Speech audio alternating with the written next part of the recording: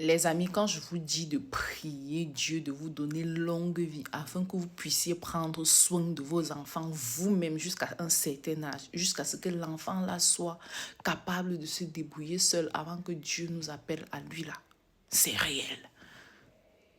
Une petite fille de 9 ans qui a été déplacée du nord-ouest là-bas à cause de ce qui se passe de ce côté-là qu'on connaît tous, est allée vivre chez une tata qui est journaliste à la CRTV Cameroun.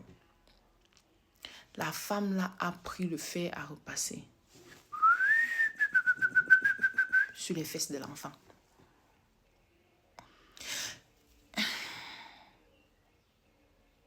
Sur les fesses d'un enfant de 9 ans.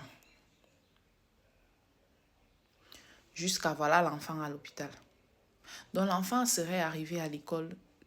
Un enseignant aurait remarqué que l'enfant n'allait pas bien. Et l'enseignant s'est rapproché de l'enfant pour voir avant de remarquer qu'il y avait des bleus sur l'enfant. L'enseignant remarque qu'il y a les bleus sur l'enfant et on essaye de questionner l'enfant.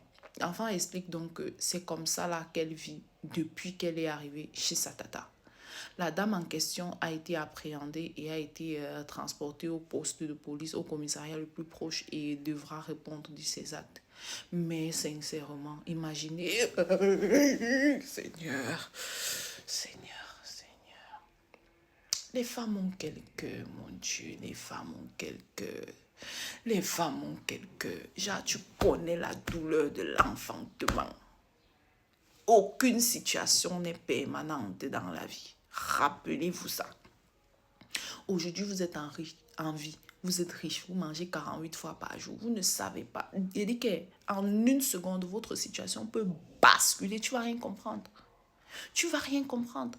Imagine, j'ai vu une fois quand j'étais au Cameroun, une famille, 2 parents qui en allant, où là, ils ont fait un accident, ils sont morts tous les deux. Après, on a confisqué les biens. Pourtant, c'était une grande famille, les enfants sont restés là comme ça.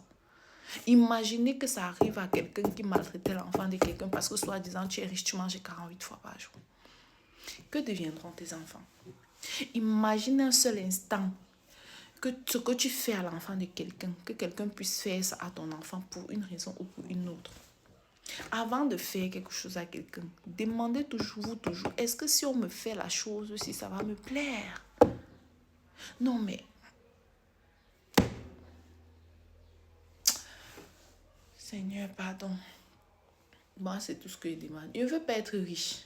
Je veux juste pouvoir être à l'aise, manger et faire manger et prendre soin des personnes que j'aime. C'est tout.